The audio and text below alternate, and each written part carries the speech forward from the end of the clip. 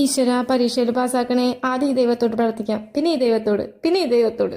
മോള് പാസ്സായ ആദ്യം ബിരിയാണി ഉണ്ടാക്കണം, പിന്നെ പായസം ഉണ്ടാക്കണം, പിന്നെ ഹൽവ ഉണ്ടാക്കണം. അവളെങ്ങാനും തോറ്റു കഴിഞ്ഞാൽ ആദ്യം ഇതുകൊണ്ട് തല്ലണം, പിന്നെ ഇതുകൊണ്ട് തല്ലണം, പിന്നെ ഇതുകൊണ്ട് തല്ലണം.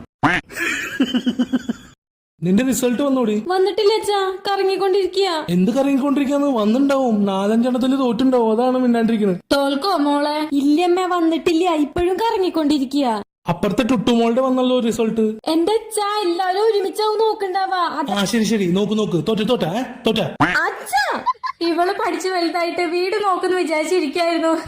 എന്തിനമ്മ ഇപ്പൊ കരയണേ? റിസൾട്ട് ഇതുവരെ വന്നിട്ടില്ല, കുറച്ചു കഴിഞ്ഞാ വരും. സർവർ ബിസി ആയിരിക്കും. ഇല്ല, വരില്ല. എങ്ങനെ വരാനാ? ജയിച്ചു കഴിഞ്ഞാലേ വരുള്ളൂ. തോറ്റു കഴിഞ്ഞാൽ എങ്ങനെ വന്ന് തൊലയാനാ? ഒന്നും മിണ്ടാതിരിക്കണ്ട അച്ഛാ. ഈശ്വര, എന്റെ മോളെ എങ്ങനെയെങ്കിലും എക്സാമിന് പാസ്സാക്കി തരണേ. എന്തിനാ അമ്മ ഇപ്പൊ കരയണത്? റിസൾട്ട് ഇതുവരെ വന്നിട്ടില്ല, കുറച്ച് ടൈം കൊടുക്ക.